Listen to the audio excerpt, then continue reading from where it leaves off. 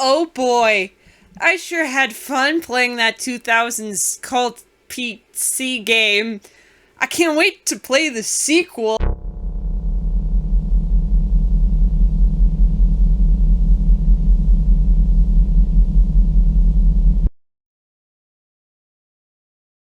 Well, hey everyone. You know that game I talked about, a month ago? The one about Alice from Alice in Wonderland revisiting an evil version of Wonderland and conquering her traumatized demons within? Well, that game has a sequel, and it's nothing like the first one. I shouldn't say it's nothing like the original game. It still has Alice in Wonderland and dark things. Dark, unspeakable, emotionally taxing things. After finishing the first game, I was dying to start Madness Returns. I mean, come on, it came out a full decade after the first one. I had to see how they updated it. And, well, it definitely didn't disappoint. And they took the story in a direction that I was absolutely not expecting. So why don't I give you all a brief summary? What am I saying? My summaries are never brief.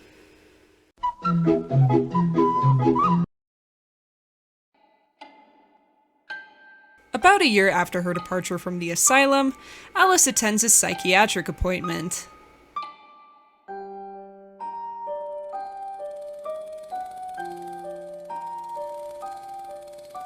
Come now, Alice. It's only a dream. It's not a dream, it's a memory. And it makes me sick. Now, focus. Wait. You're floating again. Weightless. A cipher. Relax. I'm in hell. Forget it. Abandon that memory. It's unproductive. Go to Wonderland. I can't. I'm trapped in my past. Sergeant, this girl's badly burned. Call for a doctor! She'll be all right. No, Alice. Discard that delusion. Forget it. Go to Wonderland. I'd rather not, Doctor. My Wonderland's shattered. It's dead to me. Your preference doesn't signify, girl. Now, Alice, where are you? I'm sailing with a friend. It's different somehow. Things have changed. Change is good. It's the first link in the chain of forgetting. What's happening? Are you mad? I'm not mad. Rabbit, That's not right. What's he doing? is something wrong? Something wrong? No, not that! Don't struggle, Alice. Let the new Wonderland emerge. Pollution. Corruption. It's killing me. Wonderland is destroyed. My mind is in ruins. Forget it, Alice. Block that dream. Wake at the sound.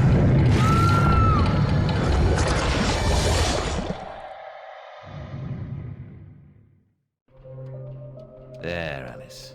Better now, aren't we? My head's exploded and there's a steam hammer in my chest. Alice now lives in an orphanage for disturbed children, receiving care from a psychiatrist named Dr. Bumby. Bumby's MO, if you haven't noticed, is a hypnotic approach to making children forget their trauma, and he encourages Alice constantly to return to Wonderland. Alice is definitely a bit old to be staying at an orphanage, but it seems she needs full-time care due to her persistent hallucinations. After their session, Bumby tells Alice to run an errand. And now we get a good look at McGee's rendition of Victorian London. Just like with the first game, there is so much in this world to gawk at. And yeah, considering what I said in that first Alice video, I love that we get this glimpse into reality. Even London is alive with characters and tableaus. And as you'll come to see, the story of this game actually has much more to do with reality than its predecessor. While going to collect the pills, Alice runs into her old nurse, Pris. Out on your own? You look frazzled, dearie. Ew. Pris was the one who got Alice a place at the orphanage, and claims to know that Alice is responsible for her parents' deaths. She uses this to exploit her, saying she'll tell the cops if Alice doesn't pay her hush money. And unfortunately, we're going to see a trend of things like this. We see Pris try this method again, which triggers Alice's hallucinations. Need a drink. More mouse needs water.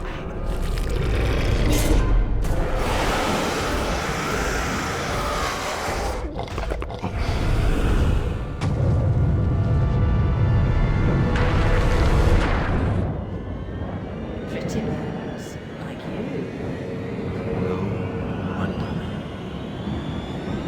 It's only a dream.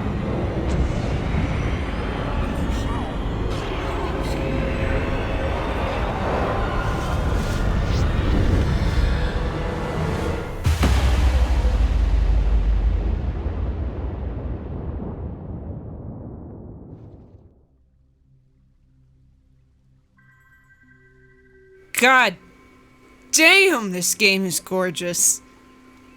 As one might expect, Wonderland looks charming and whimsical after Alice's victory against the Queen of Hearts.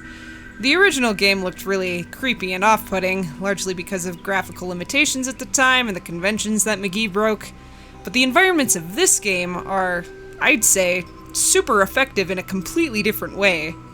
There was beauty in the first game, but here, I just want to show you every level right now, but that's spoilers, so I'm going to shut up about it now. Really quick though, look at these snails. I love them. So big and silly. Basically, as soon as she finds herself in Wonderland, Alice is approached by the Cheshære Cat, chastising her for taking so long to return. A new law reigns in this Wonderland, Alice. It's very rough justice all round. We're at risk here. You be on your guard. So Alice goes about Wonderland finding and collecting her memories to figure out what it all means, despite the warnings of her psychiatrist. These memories are mostly small pieces of things that people would say to or around Alice. There are different memories of Alice's dead family members, her old nanny, and Dr. Bumby. And along the way, she encounters a lot of past friends and enemies, like the Duchess, who is suddenly welcoming to Alice despite trying to eat her in the first game. But let's be real, this sudden change in attitude fits the original Duchess character, perfectly. And even stranger, the Cheshire Cat insists that Alice must consult the Mad Hatter for more information. So she rides into his factory and finds him dismembered, and muttering to himself. A blasted good night. Well, I can't say he didn't have it coming. It's pretty quickly revealed that this was the doing of the March Hare and Dormouse, exacting their revenge after Hatter did literally the same exact thing to them. But Hatter clues us in on what is threatening Wonderland. What's going on? And round and up and down, into my ears, and through my eyes, up my nostrils, down my gullet, and whining in my guts. Papa was exceedingly fond of trains. I don't like them much. You won't like this one at all. Nothing like when Mock Turtle was in charge of the Looking Glass line. This railroad's a bloody shambles. The stink is ferocious, the light blinding, the noise hellacious. Quite, Hatter. I get the idea. A bad train. In an odd shift of alliances, Alice steals back Hatter's limbs and helps him reclaim the factory. But then, the March Hare and Dormouse inadvertently destroy everything while trying to confront Alice in their giant mech. No, my precious domain. And the guests. All I really wanted was another tea party. Please, Hatter, you promised. Where is that train going? What's its purpose? Tell me. Now. There's no time for whatever it is you want to talk about. It's time for tea. Talk trains with Turtle. He ran the Looking Glass line. Come on, you lot. We can still be friends. I've got a fine Darjeeling. Drink, drink. Very pithy. He deserved to die. And I'm about to drown in tea, in ignorance.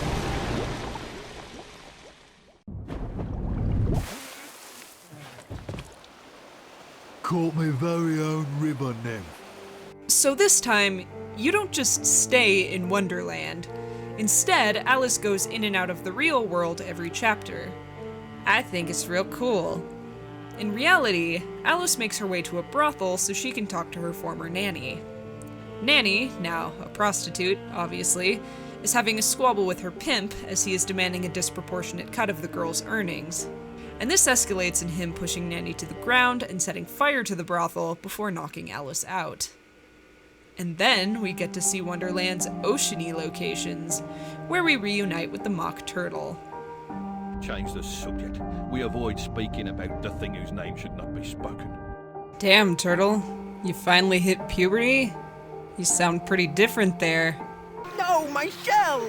Turtle is now living his best life as a ship captain. Look at, he's got a little sculpted griffin on the front of his ship.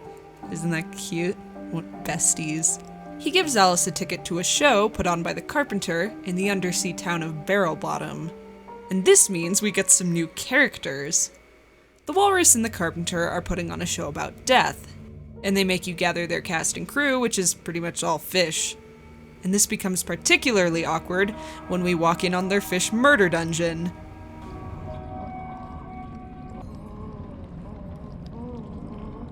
So, yes, in true walrus and carpenter fashion, it was all a ploy to eat as many fish patrons as possible. But interestingly, as the infernal train bursts into the theater, Carpenter is the first person to give us any real insight as to what's going on with the train.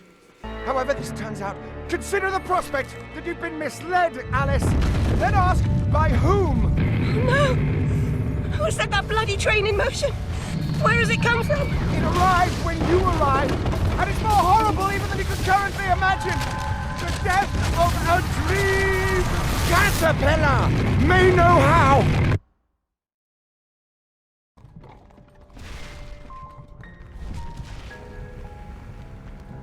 Alice comes to in a horse-drawn cart with her nanny. It would seem that Nanny overtook her pimp in the fight and helped Alice escape the burning brothel. As they ride around London, Nanny observes some pervy adult men lingering around a bunch of dazed children.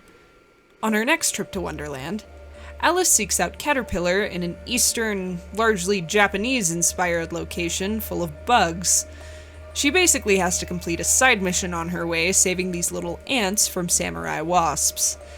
There are these beautiful platforming sections where Alice walks through a painting and Caterpillar tells this grand legend of Alice as a liberator of these helpless ants.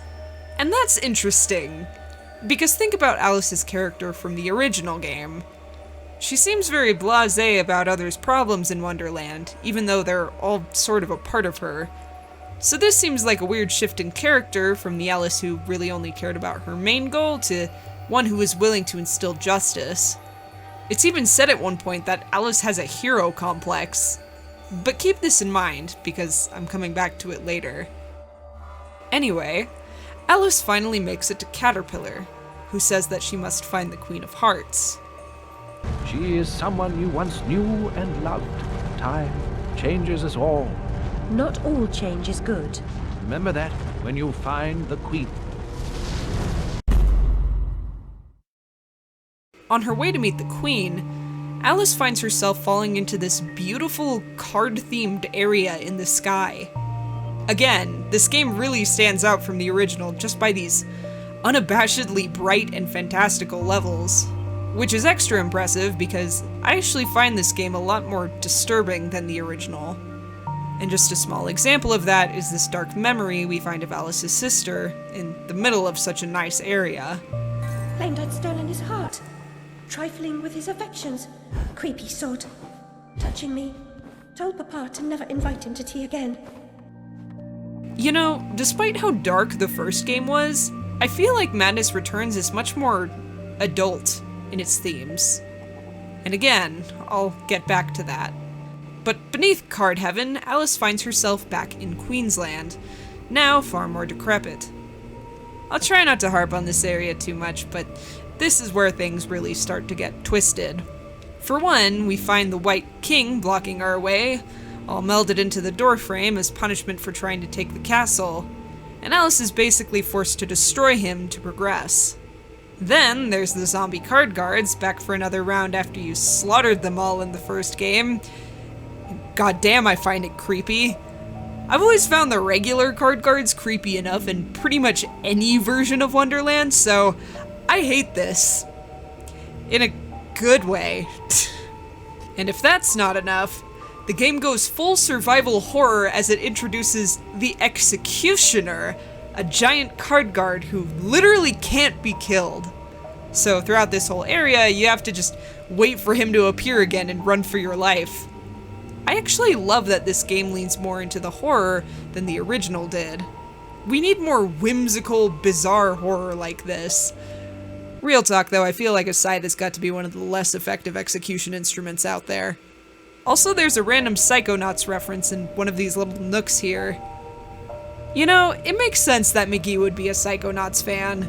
I mean, these games are all about going inside someone's mind and fighting their demons. Did you know that Alice has been inside other people's minds as well? Yeah, after Madness Returns, McGee made a couple of bizarre short films in which Alice enters the mind of real 19th century artists. Okay, I'm getting distracted. I should probably mention that throughout the game, you'll come across these little burning doorways, which contain major memories about the fire. And in Queensland, Alice has a damning realization.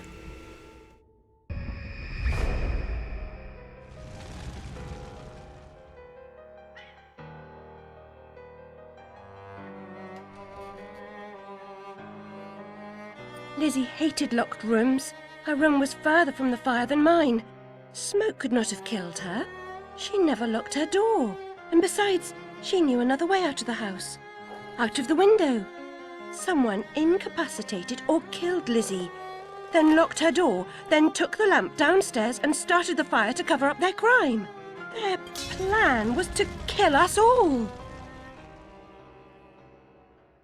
Anyway, now it's time for the fleshy part.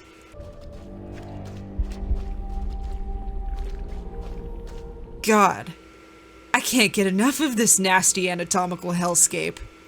Look at her sliding down all these tongues. I wonder what she tastes like. And this, at last, leads us to the Queen. It's giving inner child. The Queen laments that after she tried to take control of their lives, Alice ended her reign, but simply allowed another to take her place.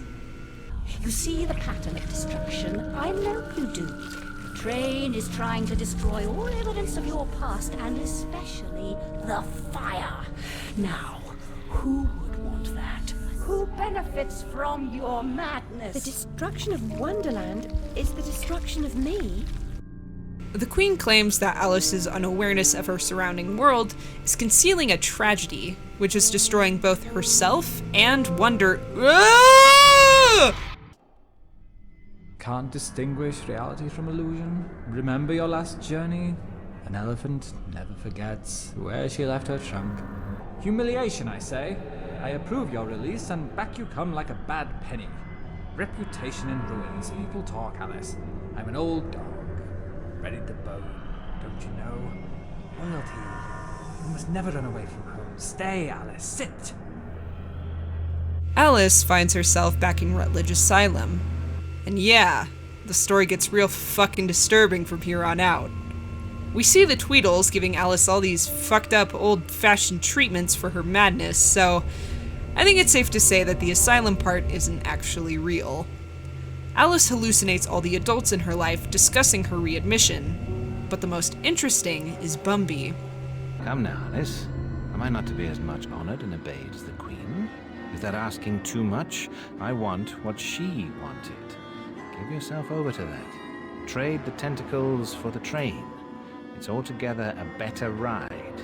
It's that, or back to Rutledge. Once Alice escapes that nightmare, she finds herself on a foggy street, and is approached by a child who has been cut in half, telling her that she needs to defeat the new evil in Wonderland before dropping dead.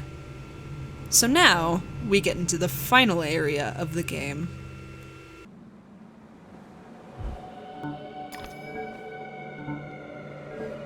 If this game hasn't made you wildly uncomfortable yet, this will definitely deliver on the nightmares.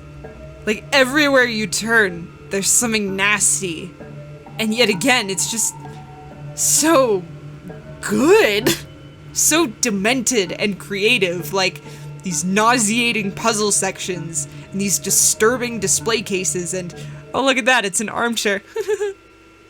Oh, but this is just tacky. I also hate that this loop of deranged music stops before every enemy encounter, only to start right back up again.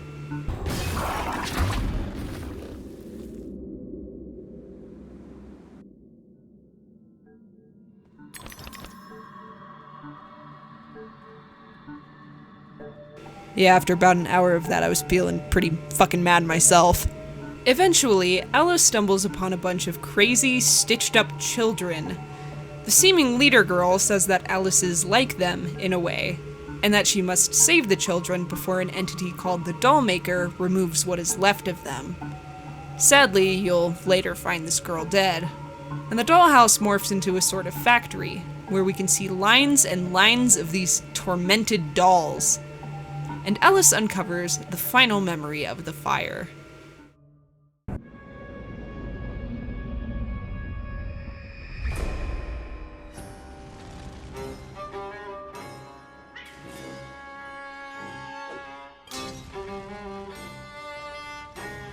I had a role in my family's demise, but I did not start the fire. Centaurs don't live in Oxford, but a certain doctor did. I saw him, a preening undergraduate. Now I remember him.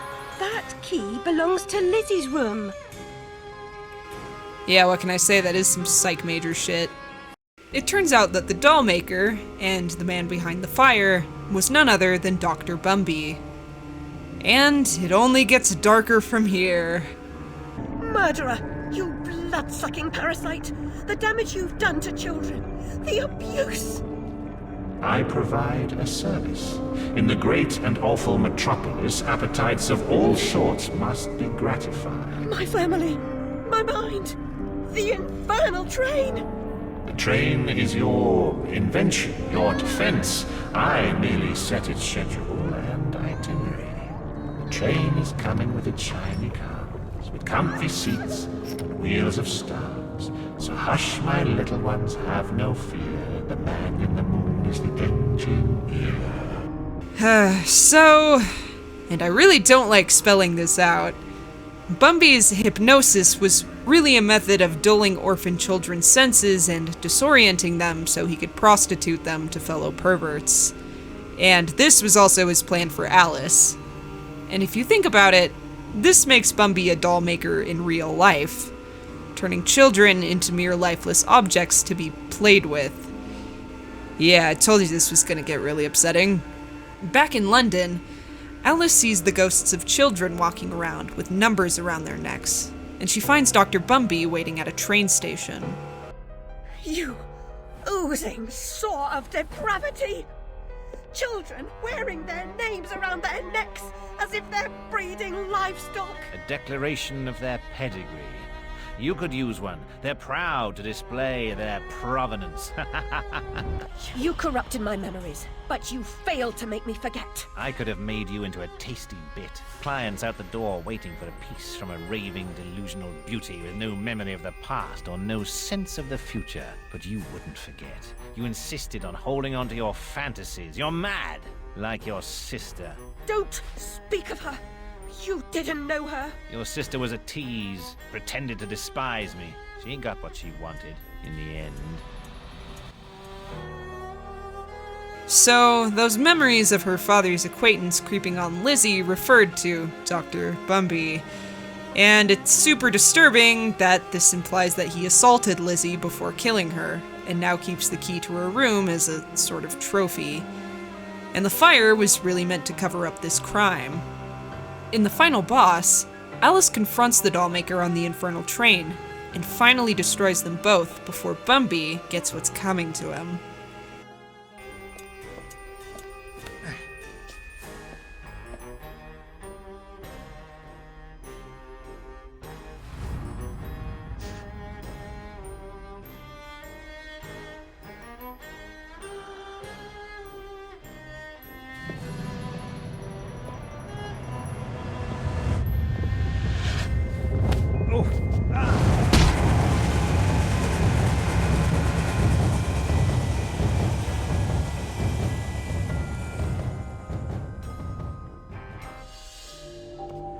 The more beautiful side of Wonderland then merges into London, known by fans as Lunderland.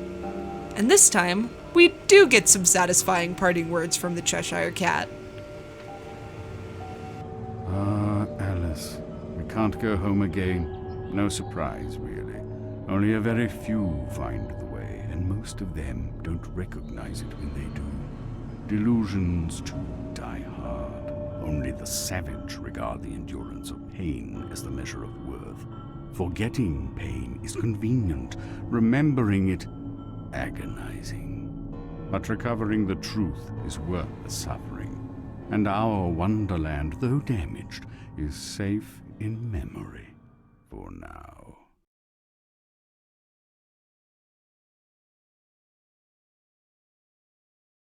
God, that teaser for a third game is so sad to listen to now.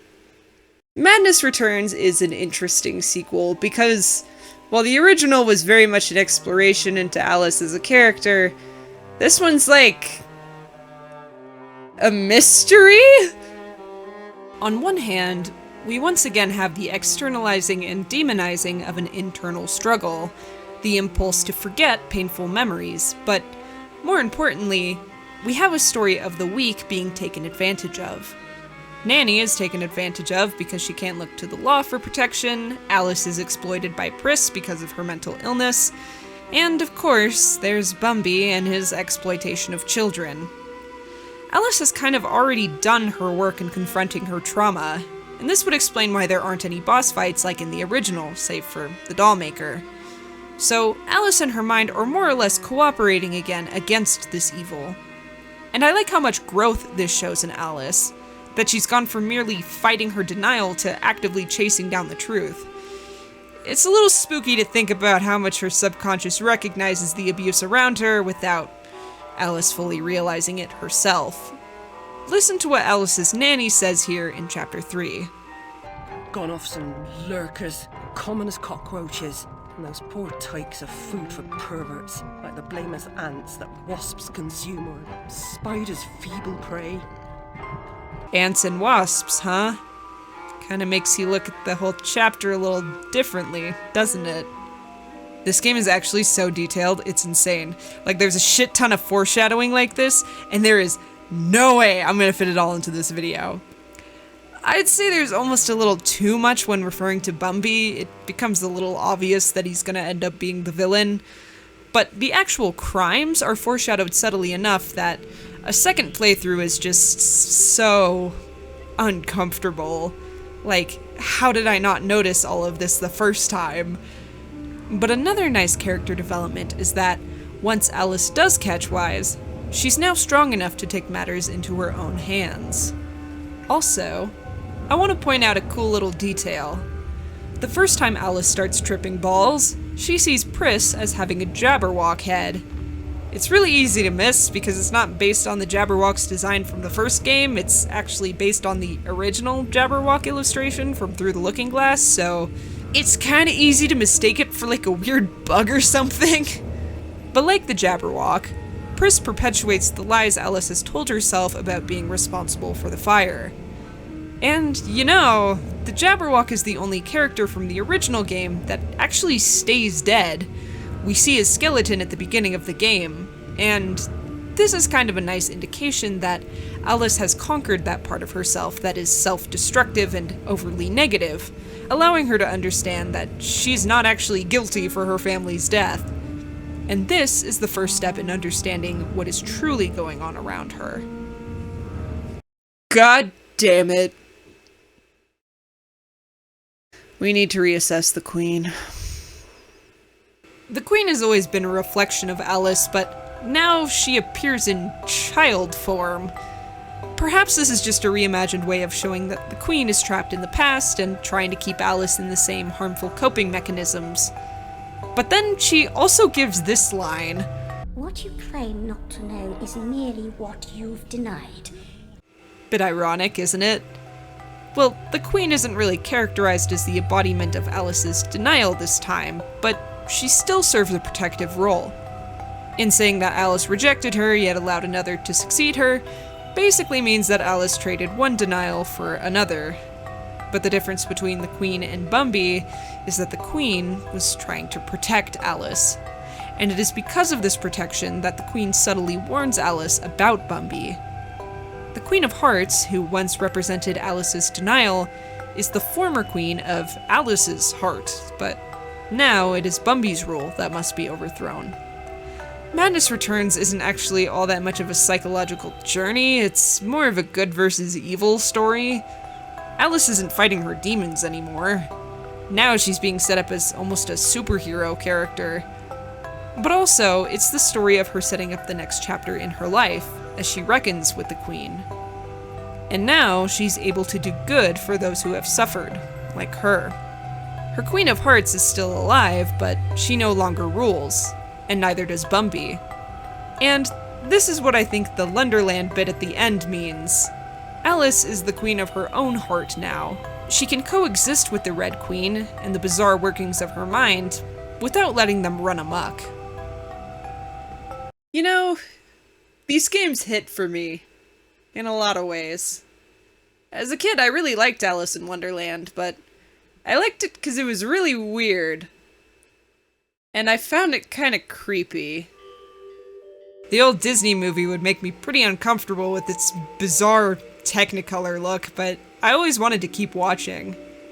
Then I came to like Alice as a character, because she can just be completely insane and disoriented and just roll with it. And I think that's sort of cathartic for someone like me, who feels the need to always have control over their own mind. But when playing through Madness Returns, I started to realize something pretty sad, which is that the only person who really understands Alice is the player. And when I thought about that, the game started to feel a lot more intimate and melancholy. But I guess Alice probably doesn't need people much when she has a whole world of her own. Thanks for watching.